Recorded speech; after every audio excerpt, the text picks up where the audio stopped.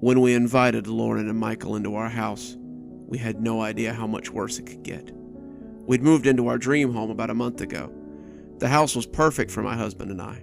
4 bedrooms, 2 baths, a basement for Roger to set his office up in, an attic to store our things in, and a large kitchen for both of us to work on our recipes and our blog. Roger and I wrote a cookbook about 5 years ago, and it's been an enormous success when paired with our cooking blog and podcast. We actually drove through this area while traveling to a nearby town where we were doing a book signing. We stopped for gas and fell in love with the community and the small town charm of Garland. The house had just become available when we started looking, and before we knew it, we were homeowners. Roger and I had just started unloading the truck when we met our new neighbors, Lauren and Michael. "Hey there, neighbors," Michael called from across the street, Lauren trailing behind him with a Pyrex dish. The dish turned out to be full of peach cobbler, and we invited them in, asking their pardon for the state of the house. "Don't worry about it. Moving is rarely a tidy event," Lauren said. The two had brought plates and forks as well, and we spent a few minutes sampling the delicious cobbler and making small talk. Michael owned the antique store in town, as it turned out, and Lauren kept their home. The two were retired, looking about 10 years older than Roger and I, and said they couldn't think of anywhere they'd rather be than Garland, Georgia. I couldn't help but gush a little over Lauren's cobbler. It was just so good. When she jokingly said that I could add it to my next book, Roger and I looked at each other a little suspiciously. Lauren looked worried for a second before she and Michael admitted that they knew who we were. "We actually met you in Gainesville during your book signing. We were pretty surprised when you moved in," Michael said, looking sheepish. I felt a little weird about it, but I put it out of my mind. They were just fans, and as our neighbors, we would undoubtedly be seeing a lot of them.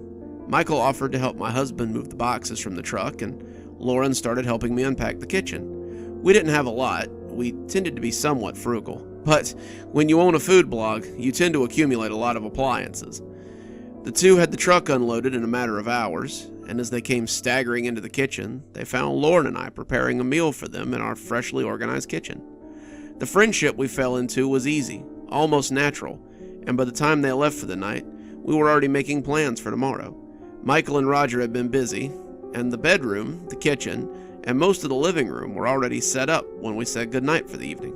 We went to bed thinking how nice it was that we had made friends right away, and I told my husband that I honestly couldn't wait to see them tomorrow. That was the first night we spent in the house, and it was the first night we heard the noises. A light rain had begun to fall just as we settled in for the night. We were just getting comfortable when I could have sworn I heard a noise from the front of the house. The house is basically a long, straight line. The kitchen leads to the living room, which leads to the hallway, which leads to all 4 bedrooms and the bathroom. The acoustics are pretty good, so when I heard a door open, I opened my eyes and listened intently. All I heard was the sound of the rain at first, gentle on the roof as it fell in sheets. But as I listened, I could swear I heard the door creak. I rolled over to find Roger dead to the world, his snores sounding like a hibernating bear, and decided to go investigate.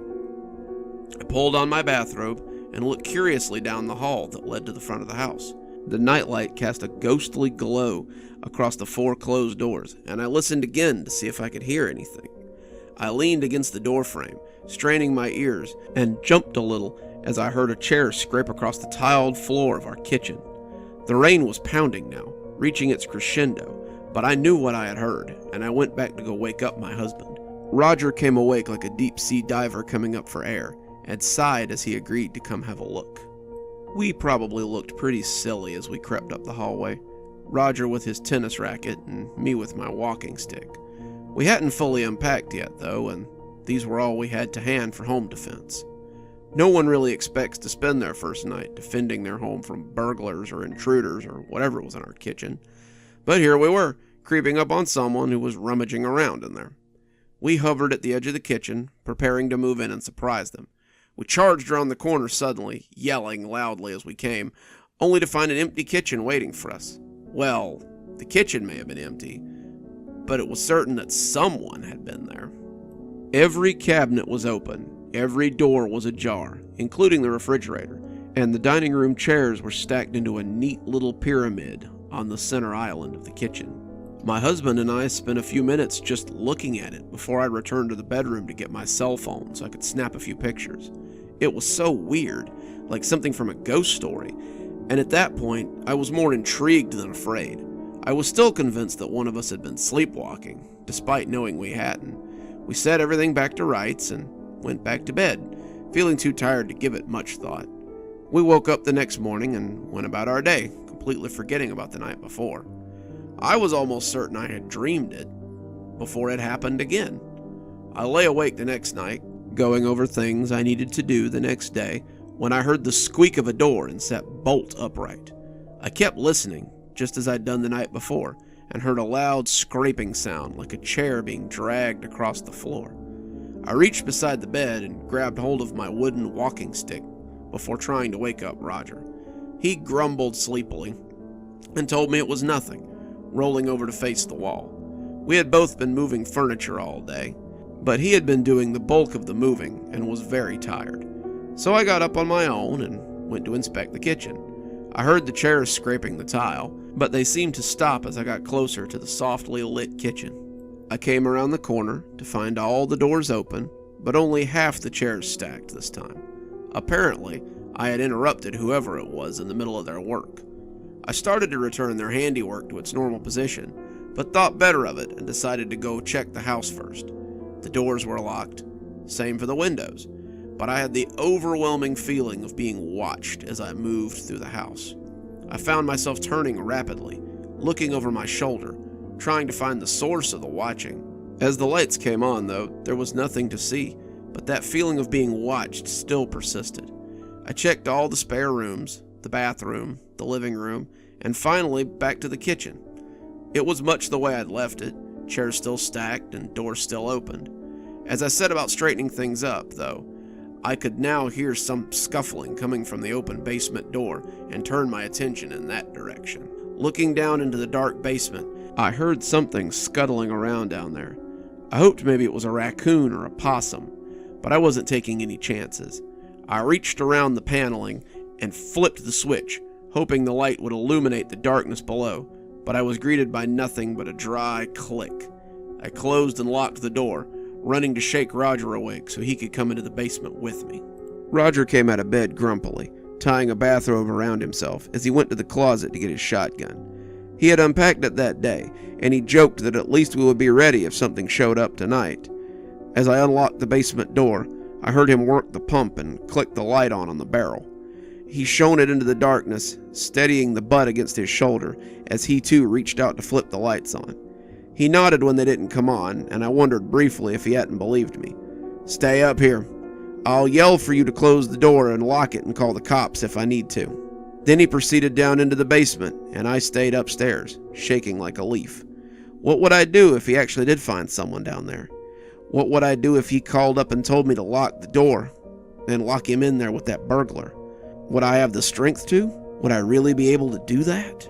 After about 5 minutes, the light came on, flickering in a halting way before becoming solid and illuminating the basement.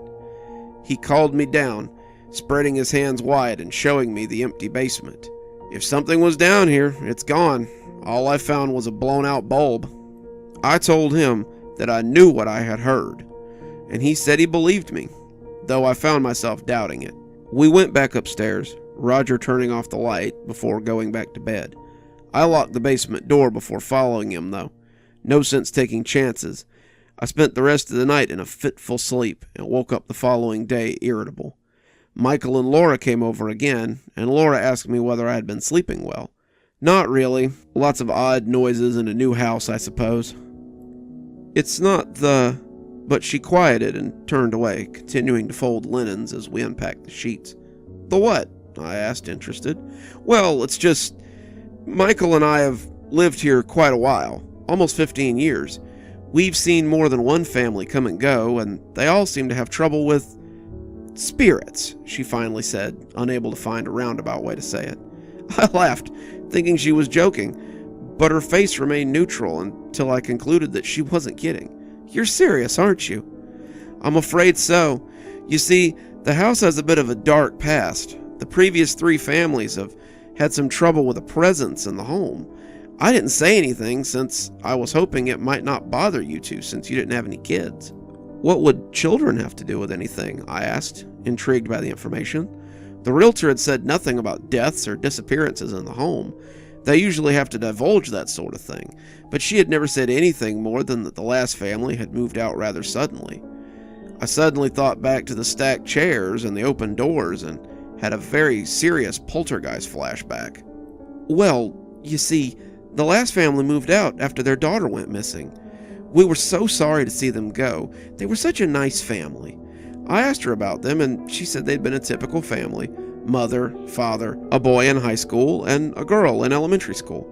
The father had worked for the local insurance agency, and the mother had been a homemaker. They had held barbecues, attended the Methodist church in town, and the children had been welcomed on the front porch for a glass of lemonade any old time. They had seemed perfectly happy, a picturesque family, and you would have never suspected the turmoil that lay below the surface. Not until the mother, good friends with Lauren, had confided in her, much as I was doing now. They lived in that house for nearly a year, when she came to me one afternoon in tears. They had been plagued for months by a presence. It moved their furniture, hid their keys and personal items, and kept them all awake at night. Her husband was getting fed up, had started stalking around the house at night like a madman, looking for the source of the noises. She was afraid he was losing it, and she didn't know what else to do. So, we helped them. You helped her? How? I asked, not understanding. Michael and I, we help people who are having trouble with the paranormal. We used to do it a lot more, but now, well, we mostly just help people locally these days. I started to ask her about it more, but Michael appeared at that moment and told her it was time they were leaving. It's nearly dinner time, and I'm sure they'd love to start settling in for the evening. Lauren nodded, but leaned in to tell me that if I needed their help, they would be glad to help us out. I slept very little the next few nights, though Roger seemed to sleep like a rock. I just kept thinking about the girl who had disappeared and what else might be happening in the house. Chairs continued to be stacked, doors continued to be opened, and no matter how many times I locked the basement door, it was always open in the morning. I continued to be awoken by scratching noises deep into the night. On our third day in the house, all the couch cushions were stacked into a pyramid. On the fourth day, something had spilled shampoo on the bathroom floor, causing Roger to slip. Roger refused to listen to any ghost talk, just figured the shampoo had slipped off the edge of the bathtub and fallen onto the floor. He sat in bed nursing his tailbone that day, and I stayed awake that night wondering what would be next. On the fifth day, we woke up to find every light bulb in the house, except for the one in our bedroom, missing. Roger called the police, knowing full well that neither of us had done this. The police came, and after checking around, they said they could find no evidence of a break-in. No locks had been tampered with, the windows were sealed, and besides the basement door, no other doors had been opened. They checked the basement, but there was nothing but a pair of sealed windows near the ground level.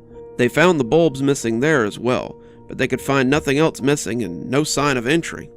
They told us to let them know if we discovered anything else missing, but I think they believed we were playing some kind of a joke on them.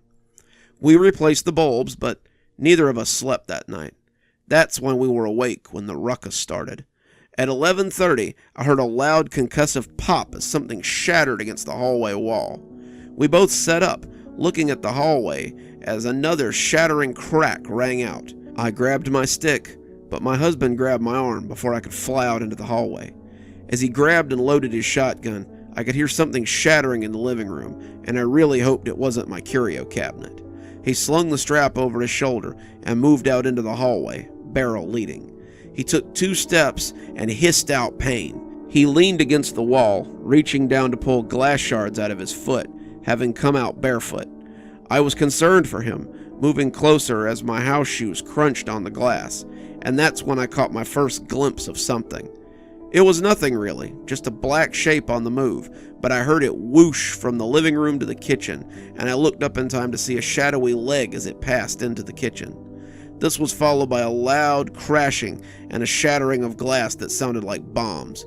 Then, merciful silence as the house seemed to catch its breath. We called the police again, and they arrived to find me bandaging my husband's foot. The breaking sound turned out to be light bulbs, probably the ones we were missing, and they had been thrown all over the house. The table in the kitchen had been upended, the chairs scattered everywhere, and more bulbs had been broken on the floor. The police searched the basement again and found nothing, and the windows and doors were again checked for tampering. The police asked us many questions, and when I told them I had seen someone, they gave each other a skeptical look and asked if we needed an ambulance for my husband's foot. I had got the bleeding to stop by then and told them we were fine. As they left, I doubted we'd be able to get them out here so quickly again. As I cleaned up the glass, Roger rested in bed after I had debrided his foot. Suddenly, I heard a knock on the door. Lauren was standing in her bathrobe on the stoop, looking concerned. She had seen the police cars and was wondering what had happened. I told her that someone had been in the house. Someone had thrown light bulbs at our wall and shattered glass everywhere. Before I knew it, I was sitting on the couch and crying at this near stranger who patted my back and tried her best to comfort me. I was tired, I was afraid, and I didn't have a clue what to do. She lifted my face, and I was surprised to see her smiling. Michael told me not to offer, but I think your situation might be something we can help with. Let me help you clean up this mess. By then, Michael will be awake, and we can talk to him about the situation. That was how it started. At that point, I thought it was as bad as it could get. I believed that the sleepless nights and the discomfort of having to clean up after these restless spirits was the depth of my problem. I had no idea how bad it could be. We cleaned up, and then I slept fitfully on the couch as she dozed in the recliner. Then the sun came up, and we went to talk to Michael. That was the first time I'd ever been in Lauren's house. It was very different than I had expected. Her home was lovely, her kitchen done in a beautiful green meadow style that had happy little cows grazing and capering across the walls. She offered me coffee, and I gladly accepted it. I was still groggy from the night before, and the coffee was nice and warm and sweet. She went down into the basement, the door in the kitchen, much like ours was, and left me in her placid cow kitchen for about 20 minutes. I sat, drinking coffee, basking in the cute peace of the make-believe pasture, and feeling at ease for the first time all week. It was a feeling that would not last long. She came back, walking slowly up the steep wooden steps, and stuck her head into the kitchen. "Come down into the office. Michael wants to talk about your situation." I followed her into the basement, and it was like walking into a whole different world. The basement looked like a thrift store, except thrift stores don't actually keep their items behind locked glass cases most of the time. The basement was a maze of shelves and cases, each one holding different things. I couldn't help but look around, and as I walked through the labyrinth of shelves, I saw dolls and masks and tea sets and books and all sorts of things. It was a lot to take in all at once, and I was almost glad when I found the little alcove at the end of the shelves where Michael was typing on an ancient computer. He offered me a chair and smiled at me as he invited me to tell him about my problems. With Lauren's reassurance, I began to recount the events of last week. Michael listened as I told him about the doors, the chairs, the noises, the objects being stacked, and finally, the light bulbs. He listened intently, nodding at certain points and writing down specific things. After my story was told, he asked me to tell it again.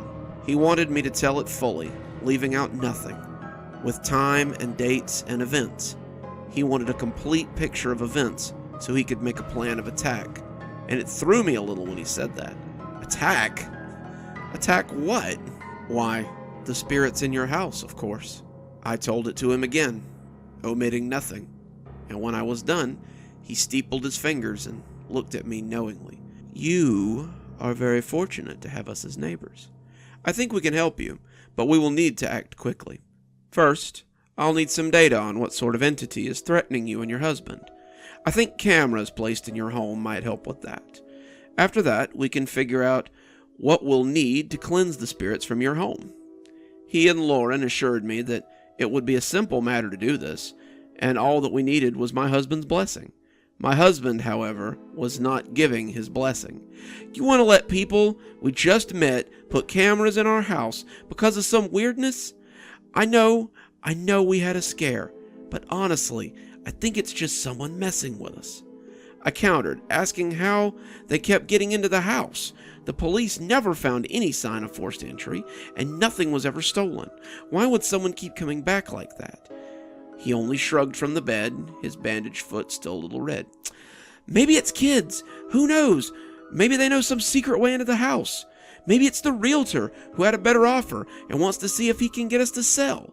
Hell, maybe it's some guy in a rubber mask who's trying to run us off for the mineral rights to our land. I don't know, but I do know that we haven't seen anything more paranormal than the actions of someone bored and looking to mess with the new people on the block. I was a little angry that he wasn't taking this more seriously, but I couldn't hold it against him. Roger didn't put much stock in the paranormal. If he couldn't see it or touch it, then it didn't exist to him.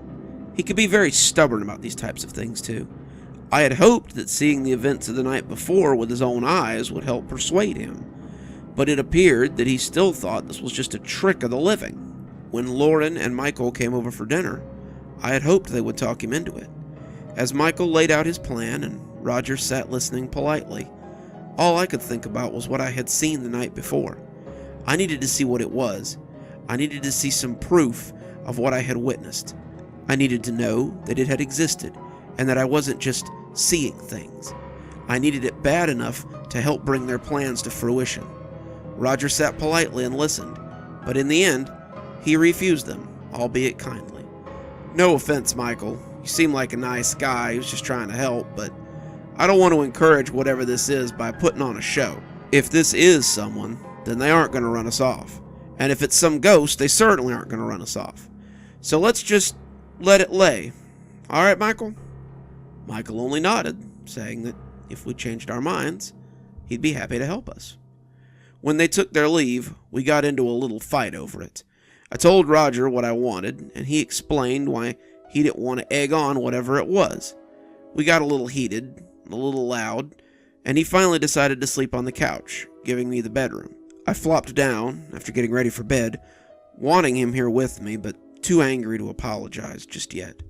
Somehow, I fell asleep, and when I woke up, it was pitch black. It was the dark of the night, and I could feel someone watching me. You know when you're a kid, and you wake up thinking something's watching you? You look at that pile of clothes and see a monster, or look at the closet and see one big eye looking out at you. Well, that's what this was like. I was lying in bed, shivering a little as I broke out in a cold sweat. I glanced around, looking for the source of the peeking, when my eyes made contact with it. It was standing in the doorway. Its ghostly white face floated in the doorway. It took me a moment to pick its body out of the darkness, at first thinking the face really was floating when I finally caught the dark outline of a humanoid body. The mask wasn't the glow-in-the-dark kind you see trick-or-treaters wearing, but the smooth white porcelain of a ceremonial mask. The face on it was that of a demon, the ink swaying, grinning, and gnashing its teeth as it maintained eye contact. We held our stares for a good 20 seconds, my eyes begging my brain to make this a dream before I pealed out a long, loud scream that shook the rafters. Then the devil shot off towards the back of the house. I had expected Roger to run to see why I was screaming. To my surprise, I heard him scream as well, a bellowing roar that not quite drowned out the loud whump of something heavy impacting the floor. He came scrambling into the room a moment later, wincing with every step as he came down on his injured foot. He slammed the door, panting, and said that he was sorry for not believing me. I heard other noises going on in the house, but he just locked the door and said he believed now that we might need some help. After what I saw, I think we might need the whole damn Catholic Church. Roger told me about what he had seen in the living room, his voice still shaking. He told me how he had woken up suddenly and wasn't sure why at first. You know how you can feel something watching you sometimes? Like you don't know where it is, but you feel it watching. Well, that's what woke me up. He had come awake groggily, looking around blearily, before the source of the staring became apparent. The living room was dark, the nightlight in the kitchen casting a semi-luminescence over the room, and it took his eyes a minute to adjust. Roger said he'd thought it was his foot at first. It had been hurting before he finally dropped off, but he quickly realized that wasn't it. What had been watching him was a crouching something, its white face staring down from the coffee table that was floating off the ground. Roger said he and the thing had looked at each other for about 30 seconds before he started to scream. "His face," he said with a shudder. It was like a Rorschach picture. It moved as I looked at it. It didn't look right. It didn't move right. It was like watching one of those magnetic pictures as it falls apart, or an Etch-a-Sketch when someone shakes it. He said it ran off towards the kitchen as the table came crashing down onto the floor. Roger had run too, hearing me screaming and coming to be with me. He didn't know what they were or where they had come from, but he knew that what he had seen had scared him. I got up then, grabbing my stick and telling him that we needed to make sure that whatever it wasn't lurking around somewhere. I think I was honestly hoping that we would see it again.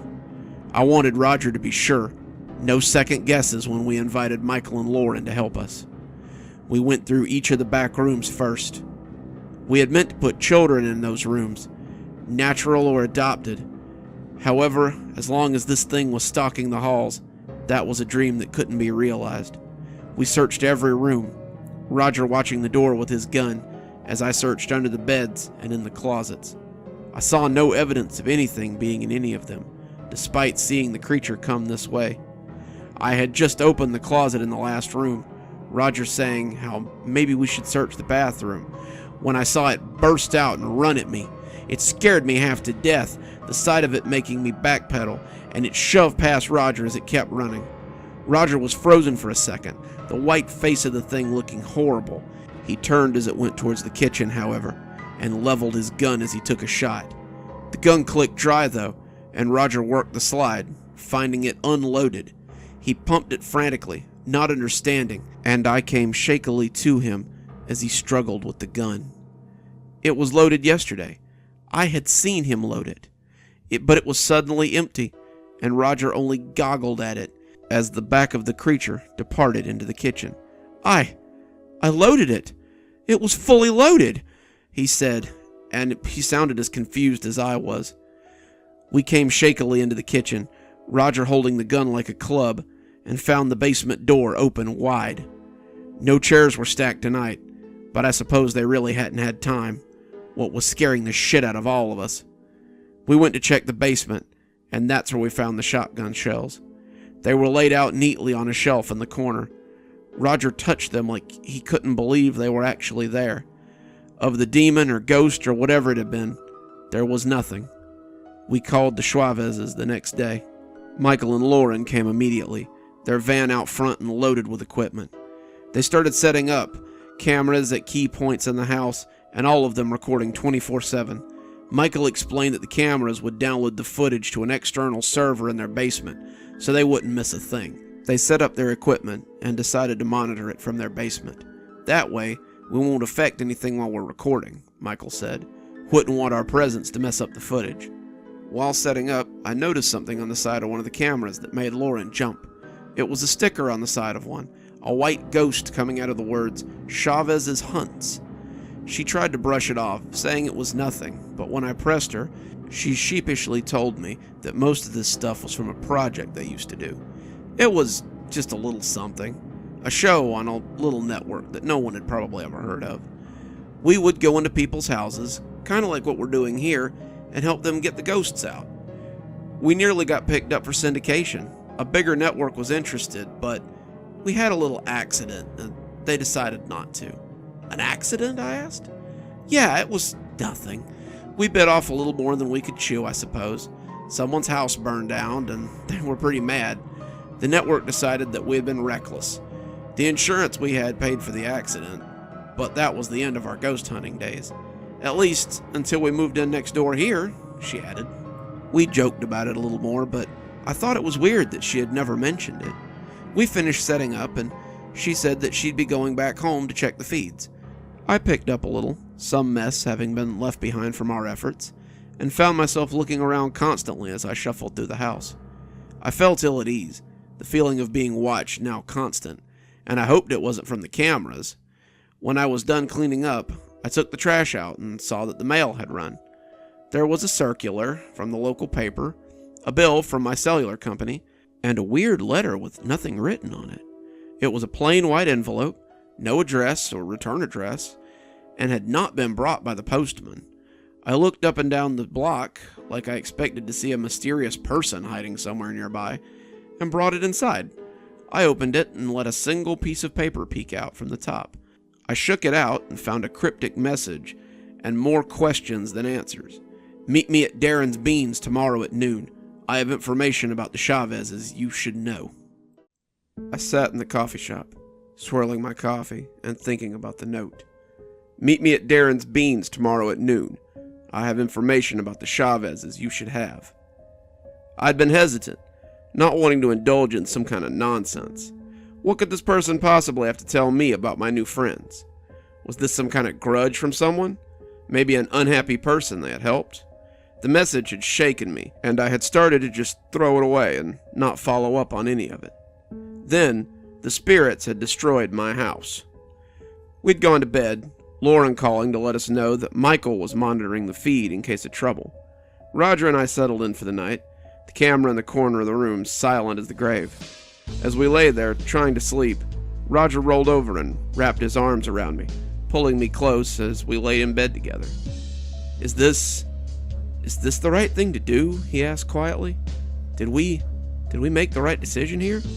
If they can help, why not let them? I told him. But can they help us? Roger seemed hesitant to ask it, casting his eyes over to the camera. I have to hope so, I half whispered. What other choice did we have, really? When the loud crash came from the living room, shaking Roger from his thin slumber, I knew it was the curio cabinet. We both jumped up, reaching for our weapons as we headed to the living room. There was another crash and the sound of a sofa being turned over. An eruption of glass followed it as the sofa went through the glass-top coffee table, and we put on a burst of speed as we came into the wreckage of the living room. We looked around, stunned at the carnage, broken glass and wood fragments littering the carpet. I saw Roger turn his gun about as he looked for the source of the destruction. He still didn't seem to grasp that there would be no one here to shoot, no one here to use that shotgun on, and he panned about as if he were looking for someone to blame this mess on. I could see my curio cabinet, which I had been using to display my first cookbook and some awards we had won, lying on its front, glass everywhere. I took a step towards it, but my husband put a hand out to stop me. I don't know what brought it on, but it's probably the reason I'm not in the hospital. A second or two after he stuck his arm out, the window exploded in a shower of glass, breaking inward as if someone had been outside throwing rocks. We turned, thinking it had come from the kitchen, as Roger and I looked behind us. The kitchen was in a state. The cabinet doors were open, the stove yawned blankly, and the refrigerator light had been taken. This left the inside a dark hole that gaped wickedly with secret knowledge. As we looked around, our eyes kept going back to the basement. The door was open, and the light wouldn't turn on when we flicked the switch. We had just taken a step down, Roger's gunlight illuminating a small area below, when a loud crash came from the back of the house. We ran, closing the basement door behind us, and charged into the hallway. The second door on the right was open, one of the unused rooms. The boxes we'd been storing in there had been pushed over. Their contents was strewn everywhere, pictures, receipts, everything, but there was no sign of any presence. The room was empty, except for the boxes, and now it was nothing but a fallen mess of cardboard and odds and ends. This continued for about an hour. Something broke the windows in the front of the house. Something pushed the mattress off our bed and shattered the mirror on my vanity. Something stacked the chairs onto the kitchen table in a vaguely mystic pattern. Something broke the door off the stove. Something smashed the toilet, leaving it spewing onto the linoleum. Something kicked the door to the basement open, putting a hole in the wall. They led us from one side of the house to the other, never slowing, never tiring. It was like there was an army of them, and they had the destruction of our house on their mind. No sooner would we investigate some new destruction than we would hear something else being wrecked in a different part of the house. Just as we were running to see what had happened in the back of the house, there was a frantic knock at the door, and I suddenly remembered that we were on camera. Where had our protectors been this whole time? Were they watching us, waiting for something really terrible to happen?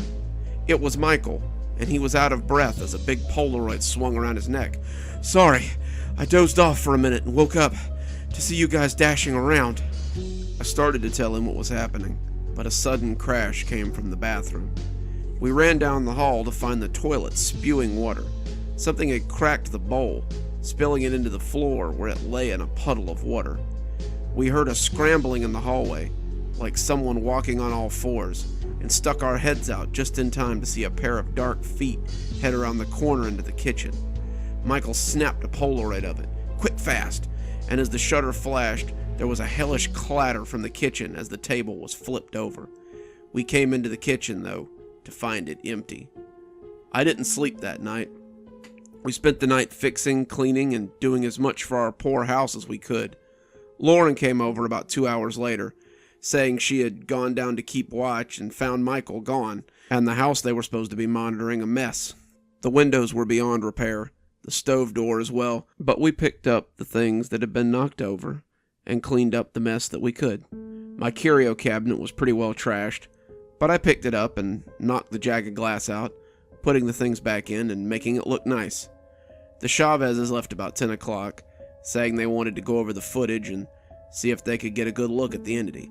"I'm sorry to say, but this is the clearest I've ever seen one of those spirits," Michael said. Roger waited till they were gone before he kissed me on the cheek and said he had somewhere he needed to be. He would be back later, he said, and that's when I registered what he was wearing. He had dug out one of his nicer suits, something I hadn't seen him wear since my parents drug us to Easter Sunday service. When I commented on it, he said it was nothing and quickly excused himself as he left for business. With the empty, haunted house to myself, I decided to be early for my mysterious informant. I arrived at the coffee shop around 11 and had finished 2 cups before a woman in a gray business skirt walked in and looked around. Her hair was pulled back in a bun, her glasses were black and thick, and she looked as if she was someone's secretary. She spotted me and walked over briskly. The barista asked if she wanted anything, and she told her a usual and sat down. She introduced herself as Trudy Fogarty, the city's librarian. "I'm sorry for the secrecy, but I don't want to seem like I'm trying to implicate anyone. She seemed to be searching for the right words. "I know you and your husband are new in town, and I don't want you to get taken advantage of." She spread out 3 small books, a ledger, a scrapbook, and a child's journal, complete with a Lisa Frank unicorn on the cover. The Chavezes have lived in this town for the last 15 years. They had been investigating an old mill in the area when they found Garland, and they fell in love with the area. Like you, I suppose. What did they tell you about their lives before they came here? I told her that Lauren had told us they were ghost hunters, who'd had a show on public access. Lauren had downplayed the importance of this show, but I had suspected that it might have been bigger than she let on. With the gear that they owned and the basement full of trophies, I suspected that they had been a great deal larger than she let on. I told Miss Fogarty this, and she nodded. They were local celebrities, traveled around Georgia as they hunted ghosts and found strange little artifacts. No doubt you've been in their basement. Nearly half the town, all told, has been down there to have a peek in the 2 decades they've lived here. I told her that Lauren had said their ghost hunting days were over, and in the end, they had moved to Garland. She scoffed loudly. I was a fan of their show. It was more entertaining than many of the shows on network television, mostly because those 2 were getting footage of actual entities. They captured footage of levitating objects. They caught entities that wrote messages on walls that appeared out of nowhere before the viewer's eyes. They caught actual footage of many of the things they were hunting, and people ate it up. When they moved here, many of us were ecstatic until Henderson's Antiques burned down. She opened the ledger and showed me a group of numbers, many written in red, that didn't make much sense to me. Henderson had called them because he had a spirit in his store. He had taken on some new stock from a recently deceased widow over in Helen, and his store had suddenly become very active. There was movement after hours. People saw things through the window, and it was only a matter of time before Chavez's haunts got involved. They set up some cameras, caught some evidence, and suddenly wanted to perform a cleansing after hours. "That's what they're about to do in my house, too," I said. Well, it all went wrong. Somehow the store burned down, and they lost everything. Suddenly their show was pulled. Their dreams of stardom were dashed, and all because of the Hendersons who happened to be their neighbors. What happened to them? I asked, a little startled.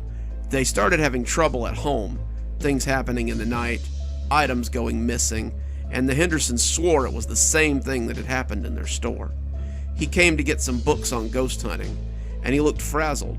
I asked him why he didn't just get the Chavezes to help, and he told me that they hadn't spoken to them since the fire. Their dreams had ended, and they were sour about it. The Hendersons spent the next 3 months trying to get rid of the spirits in their house. They had priests out, other ghost hunters, inspectors to make sure it wasn't just some bad wiring or something, and a circus of others, but nothing seemed to work. She took a sip of something that smelled strongly of hazelnut before looking at me over her glasses. Then, they just disappeared into the night, never to be heard from again. She pointed at the ledger. Come to find out, Mr. Henderson was in quite a bit of debt, and the insurance money from the shop, as well as the money from the Chavez's insurance that they'd had to pay out after the accident, settled all his debts. Most people just think maybe he had enough of being haunted and left, but I always kind of thought it was odd. When the Chavez's suddenly opened an antique store of their own, I started looking a little bit closer. She took out the scrapbook then, and I saw it was full of pictures of my house. A few of them featured smiling families that looked semi-professional. Others were just candid shots of the home. A few of them had the Chavez's white van in the front yard, and they looked to have been taken years apart. She had clearly been keeping this scrapbook for quite some time. Did you know, she asked, that the last 4 families, including the Hendersons, have all just up and left in the middle of the night? Each family reported trouble with spirits, the last one almost the day after they moved in. When did you and your husband start noticing the activity, if you don't mind me asking? I told her, and she only nodded. After the Hendersons came the Greens. They were a young couple, 1 child on the way, and they were excited about having their first home. The occurrences didn't start until after the baby was born, and even then, not until 3 or 4 months afterwards. They left a month after the first incident. After then came the Dents. They had 2 kids and a dog. They reported that someone had killed their dog after just a week in the house, and the strange activity started the next week. The Dents didn't live in that house a month, and then one day, they were just gone. The farmers came after them. They lived there for almost 3 years before anything weird happened. In their case, they just might not have noticed, though. The farmers were old people, and their children, a girl and 2 boys, were teenagers and prone to staying out late. A month after their daughter saw an apparition in her bedroom, though, they were gone too. The Wests came last, a mother, father, and 2 kids. They lived there for about a year before things really started to happen. Then one day, their daughter Lucy went missing, and suddenly they were very vocal about ghosts and spirits in the house. They said it had been going on from almost day 1, but they felt silly telling anyone about it. The police didn't believe them, but the Chavezes sure did. A month later, they too just up and left. I told her that this was fascinating, but I wanted to know what this had to do with the Chavezes. None of them ever left any forwarding addresses. No one has ever heard from any of them again. Hell, no one's even sold that house, and no check has ever been sent to anyone. It always forecloses when the payments stop coming.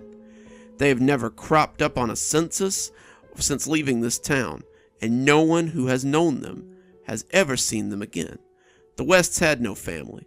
The Hendersons didn't have any that would talk to me, but the Greens were very interested in the whereabouts of their son and daughter-in-law.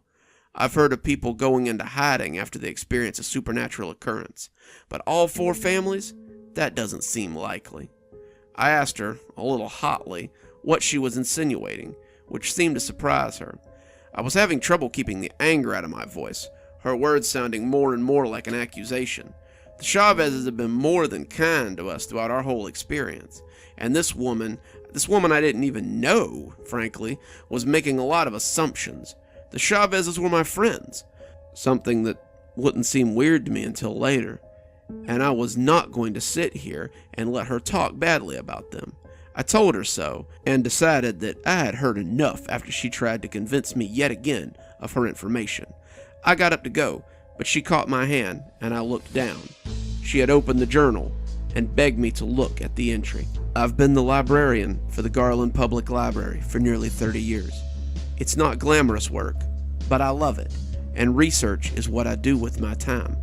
I stumbled across this in the children's area, not long after the Wests had left. Someone had laid it beside a shelf in the story time area. After someone else had stacked books on it, no one had noticed it for a while. I was cleaning up when I found it and realized that it was Lucy West's journal. Her mother was a school teacher, and Lucy was a precocious child who already knew how to read and write by the time she entered kindergarten. I saw her keeping that journal for almost a year, and it was rare to see her without it. I had a feeling that she hadn't been sleeping very well lately, and that was the reason that she left it behind. Most of it's nothing, childish ramblings, but, well, just have a look at this entry. She opened it to a page with a half-scrawled date and a picture of a brown-haired girl in a blue dress. I saw a girl playing in Miss Lauren's backyard today. She said her name was Stacy, and she looked scared when I saw her. She's older than me, but she still said she wanted to play. We talked through the fence some, and I said I'd try to see if I could come over and play sometime.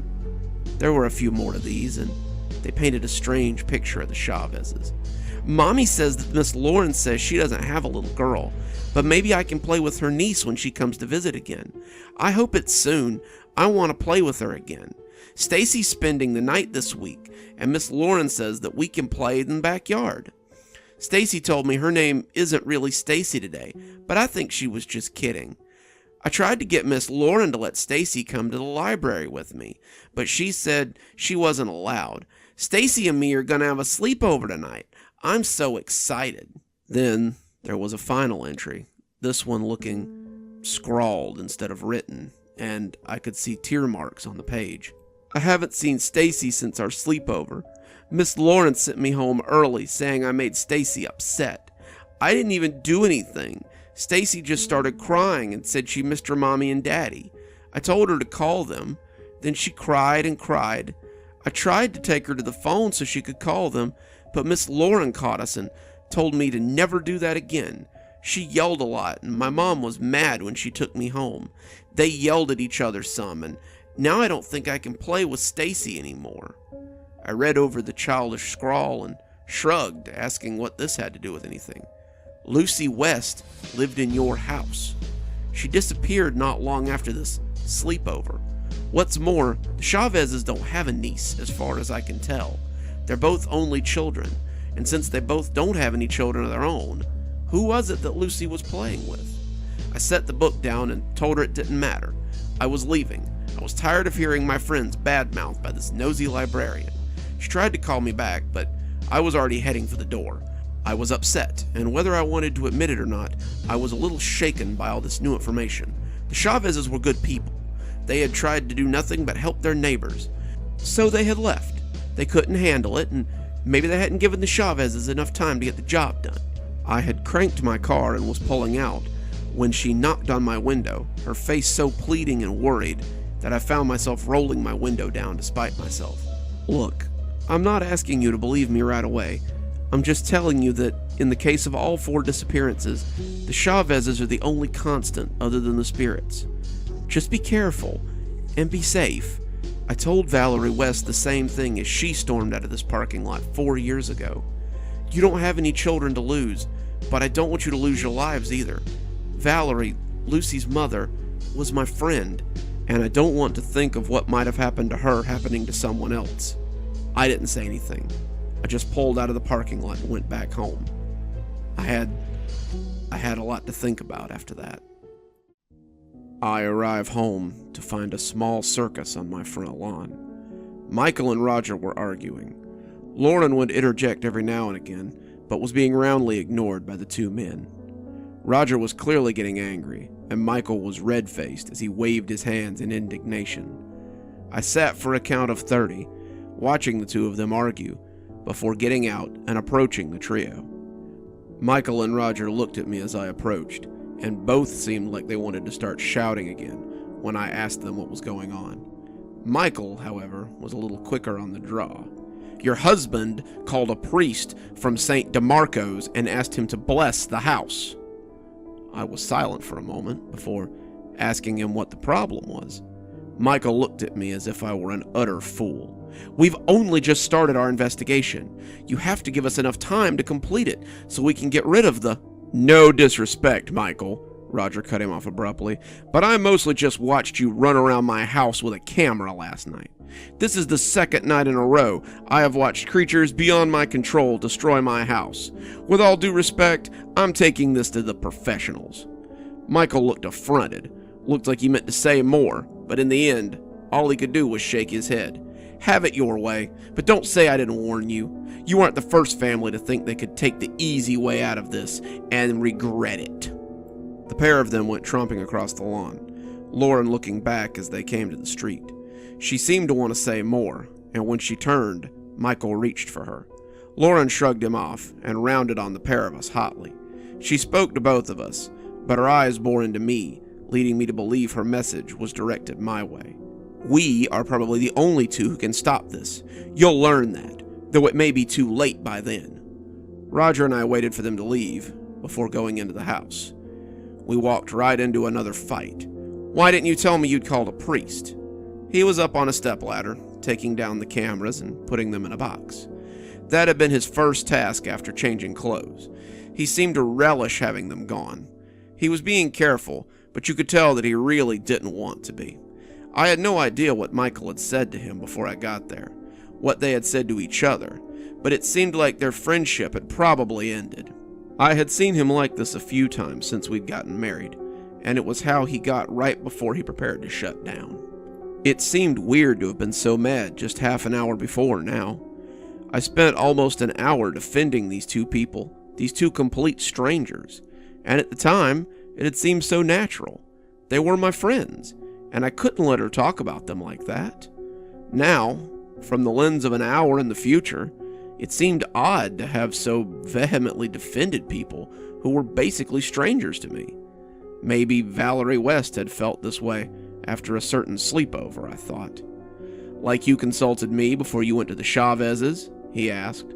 I wanted to get mad, but he had a point. Since when do you put stock in religion anyway? Like I've said before, Michael was never particularly spiritual. He had been raised Baptist, but he hadn't been to church since my parents dragged him up to Easter service a few years ago. He always talks sarcastically about overly religious people, and he was the last person I would have thought would go talk to a priest about his problems. When I mentioned this, he only shrugged.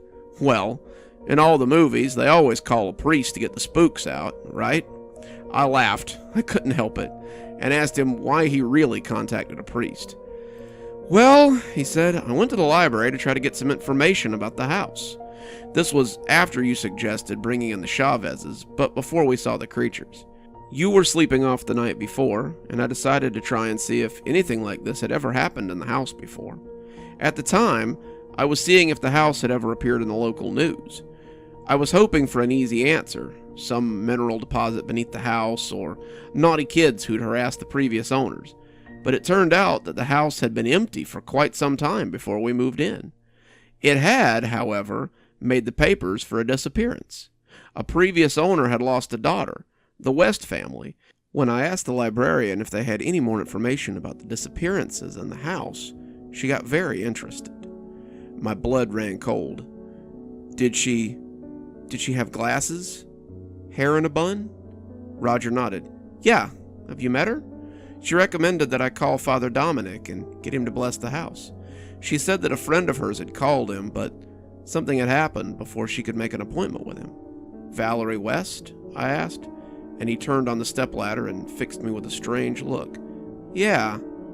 How did you know that? I told him about what the librarian had told me. I told him about the ledgers, the scrapbook, the journal. I told him about the families that lived here before us, the fire at the antique store, the Hendersons, the Greens, the Dents, the Wests, the whole sad story. He came down off his stepladder and listened to me as I spilled the whole thing out. I felt bad at the end for getting mad about him seeing a priest. After all, I Certainly hadn't told him about my meeting today, had I? When is he coming? The priest, I mean, I asked sheepishly. Friday. Father Dominic said he needed to take a few days to get some things together. He's apparently never performed an exorcism before. Go figure. We spent the rest of the day taking down the cameras and loading them into a box. I could imagine the Chavezes seething next door as we cut their camera feeds. We were careful not to damage any of their equipment, and when we were finished, Michael took them and put them on their front porch. He rang the bell and left, but they were still there when he got back to the front porch. As upsetting as it was to have our budding friendship dashed, it was kind of a relief to have the cameras out of the house. When the sun came up, though, I found myself wishing we had just left them in. Maybe someone would have seen what happened that night. We were in the bedroom, getting ready for bed when it happened. We'd eaten our dinner in the kitchen, discussing how we would have to start working on next week's entry to the blog if we wanted to afford our bills. We had put our blog and cooking podcast on 2-week hiatus when we moved, but our allotted time was quickly running out. As the sun went down, however, we found ourselves looking around expectantly. The house had grown eyes, and we both felt constantly watched, cameras or no. We moved our plans into the living room, but that still didn't feel safe enough. Eventually, we were sitting in bed, going over plans for what we would do tomorrow. We had just finished a rough draft of the article we would post on Wednesday when something shoved our refrigerator down. I know this because I found it turned over the following day at the bottom of a mess. I lunged off the bed, running for the bedroom door so I could close it against any intrusions. I had just reached it when I saw the hall light go out, bathing the hall in a ghostly glow. Suddenly, the white demonic face swam out of it and ran for the door. I slammed it with all my might and leaned against it as it began to rattle and buck in the frame. Out in the house, things were being destroyed. It sounded as though every piece of furniture was being flipped. Every item was being knocked or thrown to the ground. The clamor was so loud, I thought they might have pulled the cabinets off the walls. Roger went to the closet, but couldn't find his shotgun. I reminded him that it probably wouldn't do us much good unless it shot holy water, and he came back to brace the door with me as something battered at it. We both leaned there for what seemed like days, until suddenly, it stopped. We both slumped against the door, tired and sore as our adrenaline began to taper off. Roger suddenly rocketed forward, though, as something split the door from the back. His head was bloody, and I could see gleaming metal as an axe head stuck through the front of the door. We retreated to the bathroom then, and shoved the cabinet we had beside the door in front of it.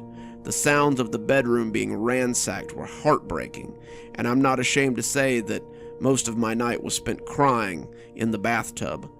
Roger put a towel against his head, the cut little more than a scalp wound, and he put his back against the sturdy old cabinet. They rattled the door, slammed it, chopped at it, but the cabinet held fast, and they soon gave it up so they could go back to destroying the house. We sat huddled in the bathroom, listening to it all go on, and clutching each other for comfort. Then, after what must have been hours, there was merciful silence. We sat, listening to the silence like scared deer. Roger had just gotten up to check the bathroom door when something loud hit the front door. Roger staggered back to the bathtub, where I had been sitting with my knees against my chest. The house was full of incomprehensible yelling and the sounds of boots heading up the hallway. What the hell was this? This wasn't the same as before. This was different. And as it came closer to our hiding place, I buried my face against Roger's chest and begged whoever was listening for this to stop. When the police kicked in our bathroom door, guns drawn, I thought both of us might have a heart attack. One of my neighbors had called the police, it would seem, and they had actually shown up. The police said they had suspected it was a domestic, but the state of the house made them think burglary when they first saw it. They said things had been moving in the house when they first arrived, but a search of the house had turned up nothing. They searched it again, an ambulance coming to check us out, and as we sat on the back bumper of the ambulance, I told Roger that he might want to call the priest and see if he could come tomorrow instead. He agreed. The next night, Father Dominic stepped into our house with all the pomp and circumstance of a cardinal. He was dressed as one would expect a priest to be. He wore a long tan coat over his priestly vestments.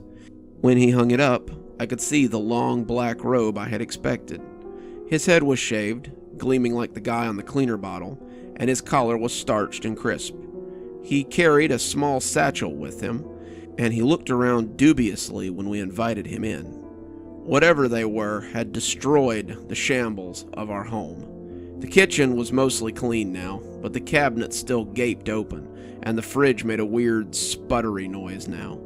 The living room carpet still crunched a little with glass, and the night air came right in through the windows that had been broken 2 nights ago. We offered him tea as he looked at the destruction, and he said that would be lovely. As he drank, he went room to room and looked at the chaos. "Are you certain that this is the work of malicious spirits?" he asked. Roger and I only looked at each other and shrugged. "I ask because I have felt no malicious energy in your house. It feels clean, if you'll pardon the expression. I will be more than happy to bless your home, but I wonder if it will have any effect at all." He opened his satchel and took out a stole, which he looped about his neck.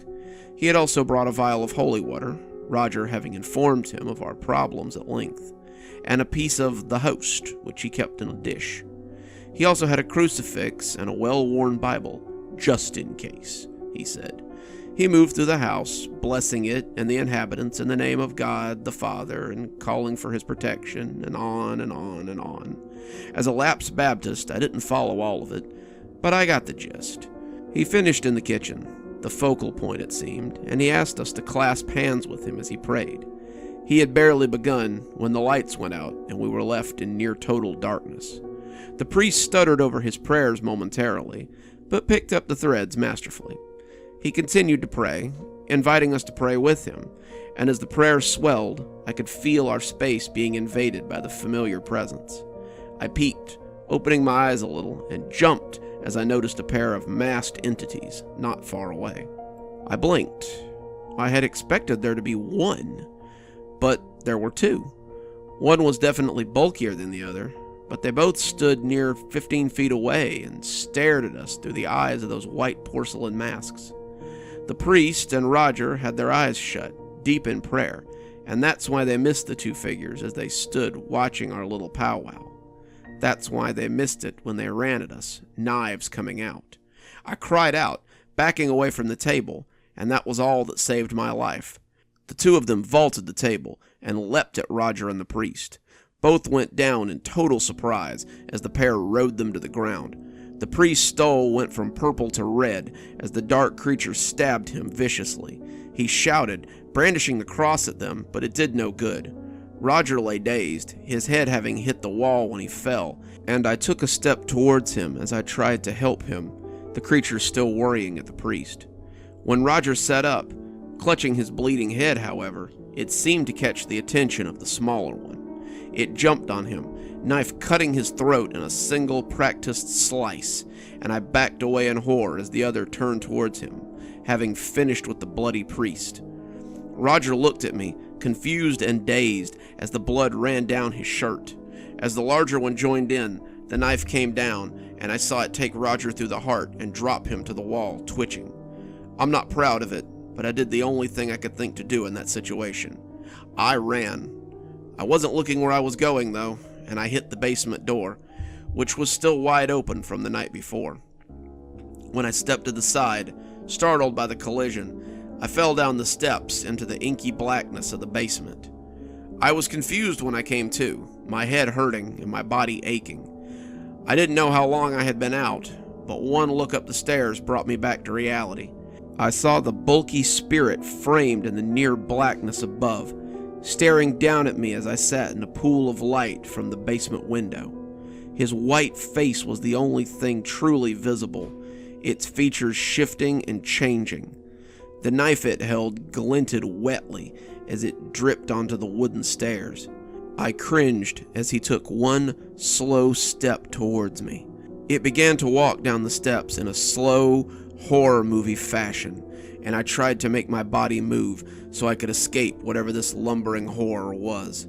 I pulled myself further into the basement, trying to hide under the dark stairs as the heavy footsteps of my pursuer came steadily down. How could its steps be so loud? Spirits didn't make noise. Not like this.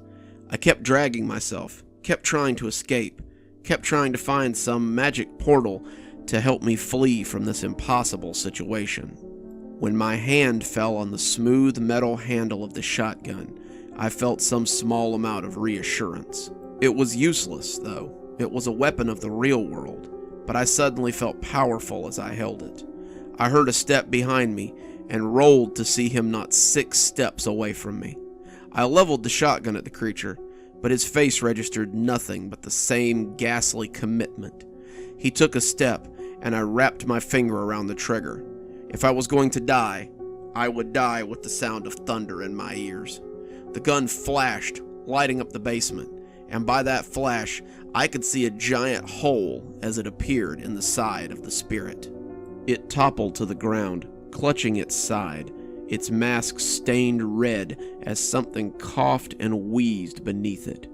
I sat up, wanting to reach out and grab that mask and reveal whoever had been the cause of my torment. I forgot this when I heard steps bounding on the kitchen floor upstairs, pounding towards the basement.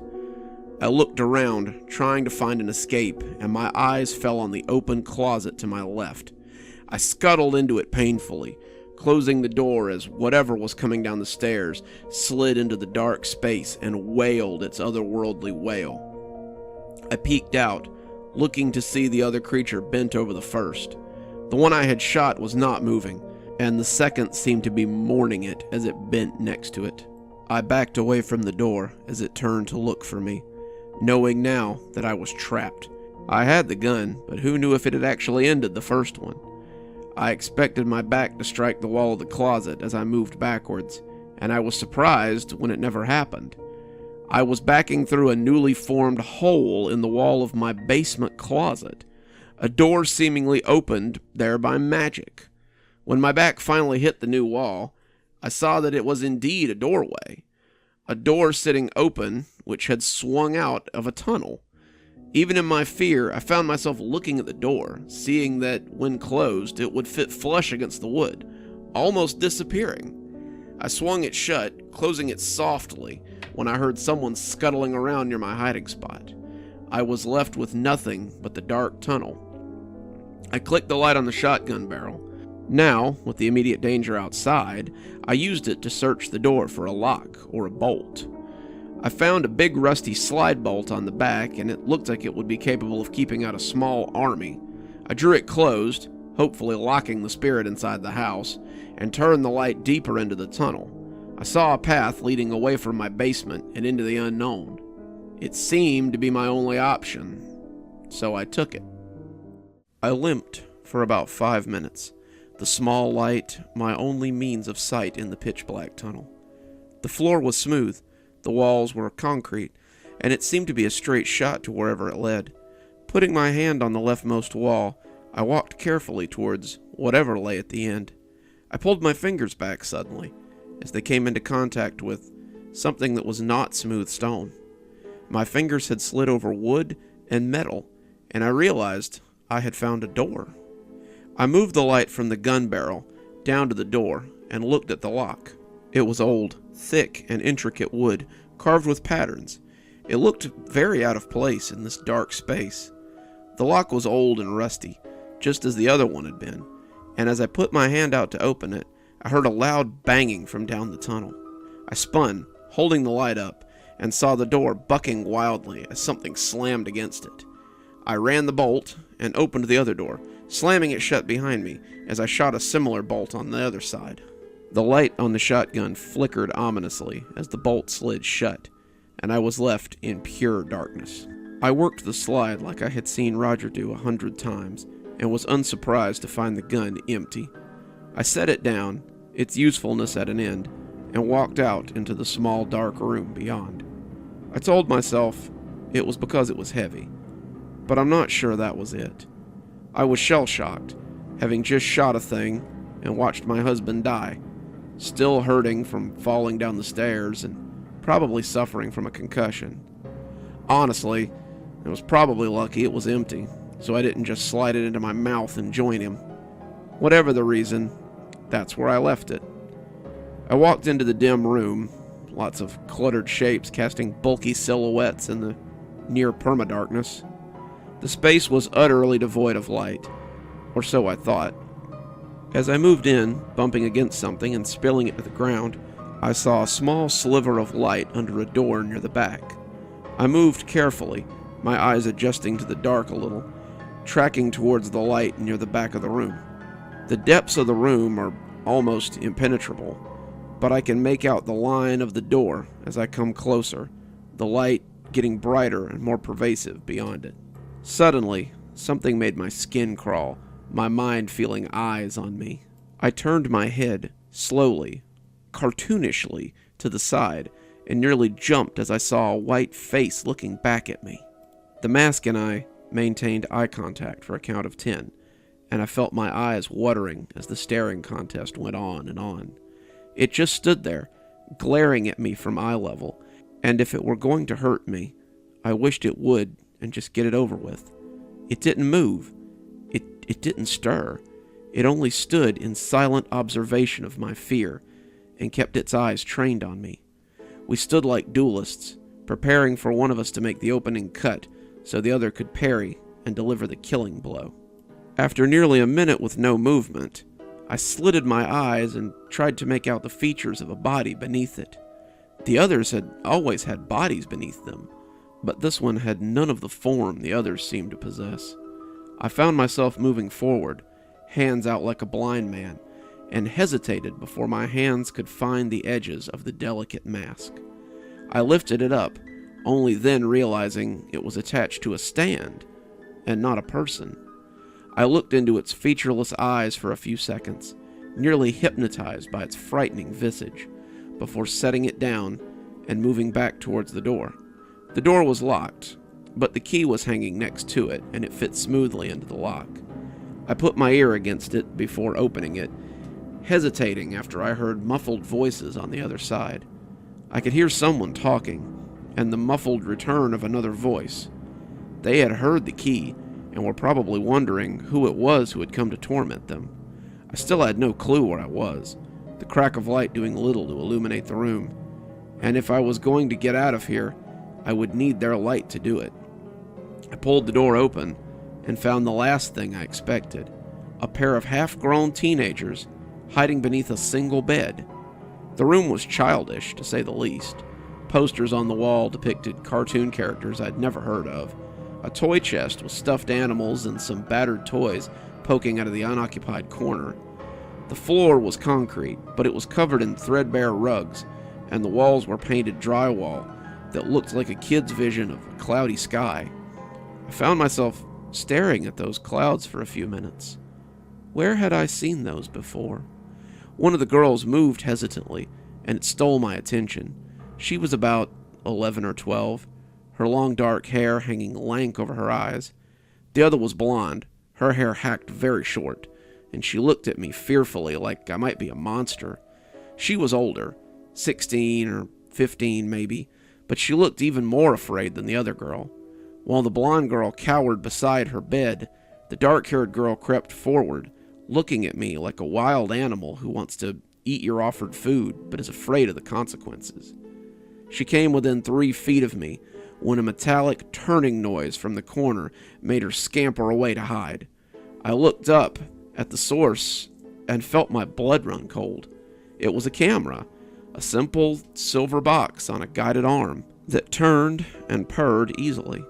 As it turned back towards the door, I couldn't help but notice the sticker on the side of the camera. A very familiar sticker. When a loud crash came from the next room, I glanced back out into the darkness before looking back at the girls as they huddled in terror. No chance to hide in here, I thought, and stepped back out into the pitch-black room on the other side of the door. I could hear someone coming down the stairs, their footsteps agitated as they came. I ducked behind the ghostly shelves, trying to hide, but my stealth was negated a moment later when the bright overhead lights came to life. Suddenly, I knew exactly where I was. I was crouched amidst shelves that nearly toppled under the weight of countless trinkets. Trinkets. That was the wrong word, though. I had realized that these were no trinkets, just as the soft steps came tentatively into the basement. These were trophies, prizes taken from past conquests. As I sat huddled amongst their treasure trove, I began to hold my knees as I tried not to shake apart. The facts were all coming together now, and the realization shook me deeply. The footsteps came closer, the soft steps of someone much smaller than the one I had shot. I had let them into my house. I had invited them into my home. I had welcomed them in as friends. They had eaten at our table, smiled and laughed at our stories, and then they had come by night to torment us. Why? Why had they done this? My husband was likely dead, my dream home now an abattoir, and I was kneeling in the belly of the beast as I waited for the last of my tormentors to find and kill me. When Lauren spoke, I shuddered hard enough to rattle my teeth. "I know you're here. Why not just come out and make this easier?" Lauren's voice was a patchwork of barely contained rage. She was trying for her usual cheery tone, but her voice had a jagged quality that spoke of barbed hooks just waiting to be uncovered. I suspected now, strongly suspected, that I had shot Michael, having blown a hole in him as big as my fist. I was also pretty certain he was dead. Lauren had come to finish the job, to clean up the witness, and I was her prime objective now. She would find me, and unarmed, I wouldn't be able to put up much of a fight. I could hear her bare feet smacking the concrete not 2 rows away. I looked up at the shelf desperately, trying to find something heavy to use as a weapon. I didn't dare move. If I made so much as a squeak, she would have me. I saw a doll with a half-burnt face, a sewing needle in a glass holder, a lamp with a heavy base, a wicker picnic basket, and more clutter than my eyes could work through right then. I thought about the wicker basket, but my eyes kept coming back to the lamp. "I will find you," she sing-songed, her feet still making that little pop noise as they came. The lamp was what I settled on. It was heavy enough to knock her out and probably block that knife if she tried to swing it at me. I cursed myself for not bringing the gun that was less than 20 feet away and empty. It might as well have been on the freaking moon, though, at this point. It would do no good to wish it were here now, though, and so I wrapped my hands around the narrow dip near the base and prepared to swing it. She was at the end of the aisle now, and I could see her shadow. That's when she noticed the door I had left open, and all thoughts of finding me fled from her. She gasped, a metallic clatter echoing off the floor as she ran for the open door. My lack of foresight had just saved my life. I took a better grip on the lamp and made my way quietly towards the door. At first, I thought I might just close the door and lock her in there. Then I could simply head upstairs and call the police in her soothing cow kitchen. They could come and take her away, and I could get back to mourning my husband and the complete upheaval of my life. I just prayed she didn't have a key so she couldn't immediately come running after me after I slammed it shut. My plan evaporated, though, when I heard her talking to one of the girls. "Was she here? Tell me, Gracie, was she here?"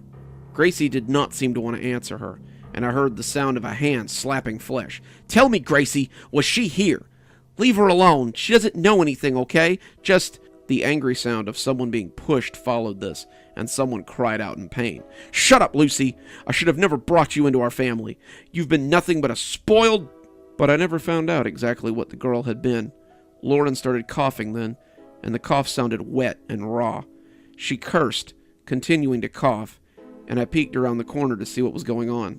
I saw Lauren backing away from the younger of the 2 girls, the girl stalking after her with a steak knife held out in front. Lauren was clutching her stomach, and I could see the red staining her fingers as she looked for an escape. Her eyes fell on the door, and then onto me. Her eyes were twin orbs of hate, and I knew what I had to do before she took a single step. I slammed the door and heard the mechanism click as something hit the other side. Lauren banged on the door, kicking and screaming as I walked towards the stairs. She had stopped, however, before I got halfway up. The police showed up in a hurry, when I told them I had 4 bodies and a pair of kidnapped girls.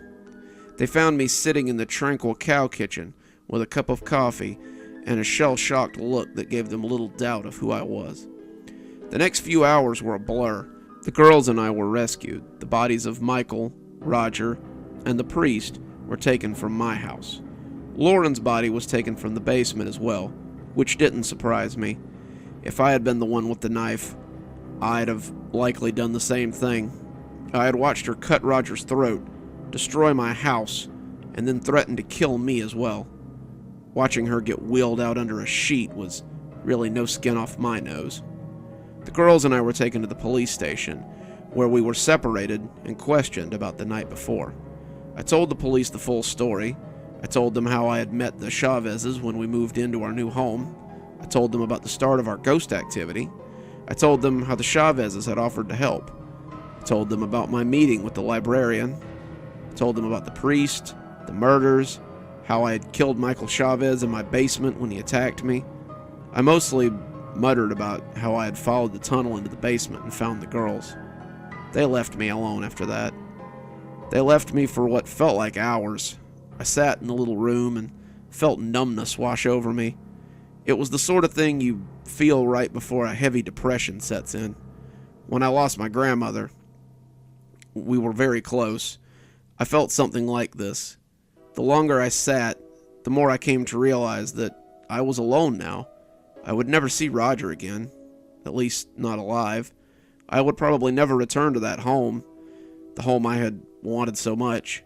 Even if I did, all I would see was him dying every time I went in the kitchen, see us cowering in the bathtub every time I went to use the bathroom, or see myself killing Michael every time I went into the basement for something. The house was tainted, my husband was dead, and I was as alone as I was now. I jumped when the door opened, 1,000 years later, startled out of my depression. A plainclothes officer walked into the little room with a file folder under his arm. He looked at me and was surprised, spinning his chair around as he sat across from me, shaking his head in disbelief. We just looked at each other for a few minutes before he finally expressed the source of his disbelief. I gotta say, you're probably the luckiest person I've ever seen. I asked him what he based that on, and he answered by setting the folder on the table and opening it. Because, as far as we know, Michael and Lauren Chavez have a body count in the double digits. He told me about it, though he prefaced it by saying he probably shouldn't. The parts of the story I wasn't aware of, at least. The 2 girls, as I suspected, had been Grace Henderson and Lucy West. Grace had been taken from the Hendersons' home after the pair had killed them. Their motives were not crystal clear, but the detective believed it was revenge. The Hendersons had long been suspected of creating the fire that had burned down their shop and framing the Chavezes for it. Mr. Henderson had owed a lot of money to debtors, and the lawsuit had cleared almost all of his debt and left him in the black. The Hendersons had been their enemies, but killing Grace, a girl of 4, was probably a step too far for Lauren. Why? I asked, not sure how he could put anything past them. Lauren Chavez, you see, is barren. She was incapable of having children. She had received this news not long before they took the Henderson job, and the idea of simply taking what she had been denied was appealing to her. They kept Grace in their basement until she became used to the arrangement, and then started letting her out a little bit. That was when Lucy West saw her. Lucy West had been taken for the same reason, he suspected, and they were also the reason for the murders. Michael Chavez likely had no interest in kids, but Lauren wanted a big family. She had often told her friends that she had been an only child, and that she had always thought it would be nice to have a house full of children to curb her loneliness. Killing the people who lived in that house was a means by which she could take more children.